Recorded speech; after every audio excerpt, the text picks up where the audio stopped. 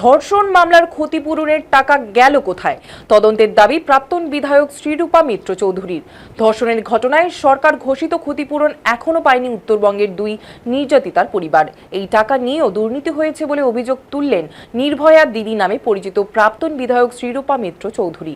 মঙ্গলবার শিলিগুড়ির জার্নালিস্ট ক্লাবের সাংবাদিক সম্মেলনে তিনি জানান, দার্জিলিং জেলা দুর্গাপুর চা বাগানের এক যুবতীর পরিবারের জন্য ঘোষিত 10 লক্ষ টাকা এবং জলপাইগুড়ির এক নাবালিকা নির্যাতিতার পরিবারের জন্য ঘোষিত 2 লক্ষ টাকা আজও তাদের হাতে পৌঁছয়নি।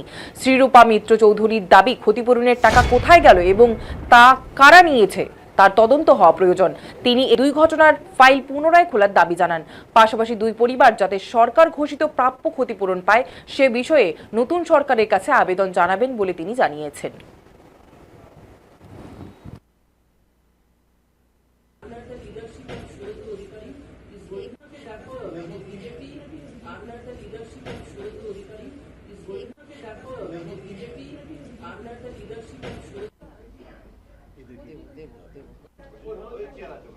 নমস্কার প্রেস মিডিয়া বন্ধুদের, দীর্ঘদিন পরে আপনাদের সামনে আজকে আমি জার্নালিস্ট ক্লাবে এসেছি শিলিগুড়িতে। তার জন্য সকলকে আমি অভিনন্দন জানাচ্ছি, ধন্যবাদ জানাচ্ছি। আপনাদের নিরন্তর প্রচেষ্টায় আমাদের উত্তরবঙ্গের মানুষের ন্যায় বিচারের যে দাবি সেটা বারবার সংবাদ মাধ্যমে উঠে এসেছে। তার জন্য আমি সত্যি আপনাদের প্রতি ভীষণভাবে কৃতজ্ঞ। আজকে যে বিষয় নিয়ে আমি আপনাদের কাছে এসেছি তাতে প্রথমে আমি দিদির কীর্তি অর্থাৎ আমাদের প্রাক্তন মুখ্যমন্ত্রী মমতা ব্যানার্জি তার সময়কালে শুধু যে বিজেপির ওপরে অত্যাচার করেছেন তা নয়, আমাদের রাজ্যের মায়েদের ওপর, মেয়েদের ওপরে কি ধরনের অত্যাচার উনি করে গেছেন তার দুটো নজির আমার দুপাশে রয়েছেন।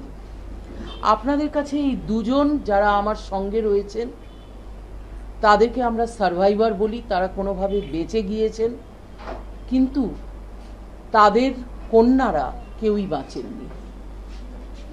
আজকে তারা আমার সঙ্গে এসেছেন এমন একটা বিষয় নিয়ে, যে বিষয়ে আপনারা আশ্চর্য হবেন। আজ থেকে বহু বছর আগে এই ঘটনা ঘটেছে।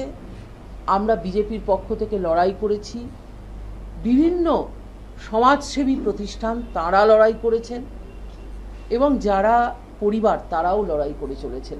মানে তাদের অশ্রুজল এখনো পড়ছে। আপনারা আশ্চর্য হবেন যে কোর্ট অর্ডার দিয়ে দিয়েছে, কম্পেনসেশনের অর্ডার দিয়েছে, কিন্তু আমাদের পূর্বতন গভর্নমেন্ট, মুখ্যমন্ত্রী মমতা বন্দ্যোপাধ্যায়ের গভর্নমেন্ট সেই ফাইলগুলোকে আটকে বসেছিলেন। এই ফাইল যে আটকে ছিল, মানে এই যে দরজা বন্ধ ছিল, সেই বন্ধ দরজাকে কেমন করে খুলে দেয়া যায় তার জন্যই কিন্তু আজকে আমি আপনাদের সামনে উপস্থিত হয়েছি। কারণ এনাদের যে অধিকার, সেই অধিকারটা কিন্তু খুব জাস্টিফাইড অধিকার। এবং ওনারা মানে কেস ইজ রেকর্ডেড, কেসগুলো চলছে, লিগাল কেস চলছে। আমাদের যে সোশ্যাল জাস্টিস, দু রকমের জাস্টিস হয়, একটা হচ্ছে লিগাল জাস্টিস যেটা কোর্ট কাছারিতে চলছে, আরেকটি হয় সোশ্যাল জাস্টিস, মানে বিভিন্ন কোর্টের অর্ডার অনুযায়ী তাদেরকে কিন্তু এতদিনে একটা কম্পেনসেশন দিয়ে দেওয়া উচিত ছিল।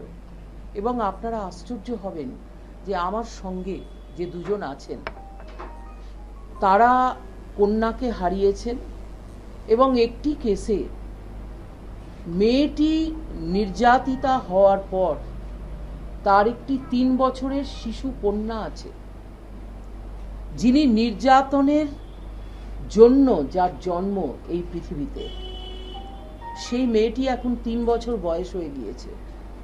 সে তার দিদার কাছে তার ভরণ পোষণ চলছে। তারা টি গার্ডেন্সে কাজ করেন। যে দুজন মহিলা আমার সঙ্গে, যে মা আমাদের সঙ্গে বসে আছেন, তারা দুজনেই কিন্তু টি গার্ডেন ওয়ার্কার।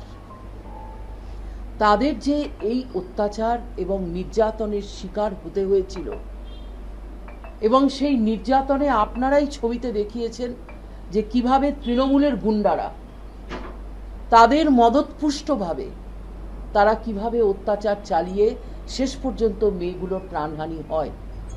কিন্তু তার পরের যে কাহিনী সেটা আরো মর্মান্তিক। মানে ডিএম সাহেব সাইন করেছেন, এসপি সাইন করেছেন, ডিস্ট্রিক্ট জজ সাইন করেছেন, কিন্তু কম্পেনসেশন এখনো পর্যন্ত রিলিজ হয়নি। এমনকি কোর্টের ডিক্রি আছে, 10 লক্ষ টাকা কম্পেনসেশন দেওয়ার জন্য ডিক্রি রয়েছে, কিন্তু সেই টাকা আজ পর্যন্ত তারা পাননি।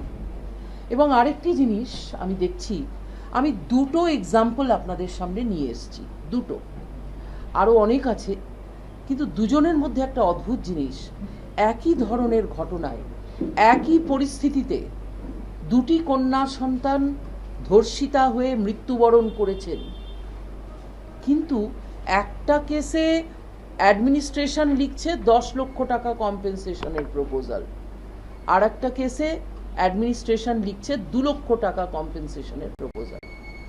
এই ডিসপ্যারিটি কেন? মানে কিসের ভিত্তিতে আপনারা এই ধরনের ফাইলকে প্রসেস করেছেন? আর ফাইল যদি প্রসেস করেছেন, প্রসেস করে আটকে রেখেছেন, আলমারিতে বন্ধ করে রেখেছেন। আজকে আপনাদের সামনে এই বিষয়টি তুলে ধরার একটাই উদ্দেশ্য, পক্সো কেস নিয়ে যারা ভিকটিম হচ্ছেন তাদেরকে victim compensation within a time period তাদেরকে দিতে হবে। ভারতীয় জনতা পার্টির সরকার নতুন হয়েছে, এই সরকার প্রথম থেকেই বলে আসছে যে আমরা নারী নির্যাতনে আমরা জিরো টলারেন্স, আমরা এই পলিসি নিয়েছি।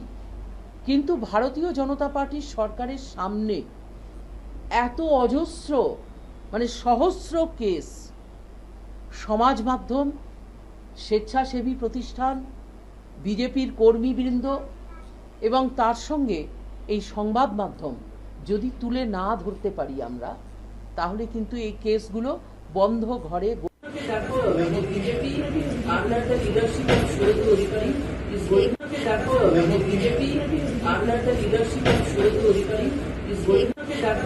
BJP under the leadership of Shweta Adhikari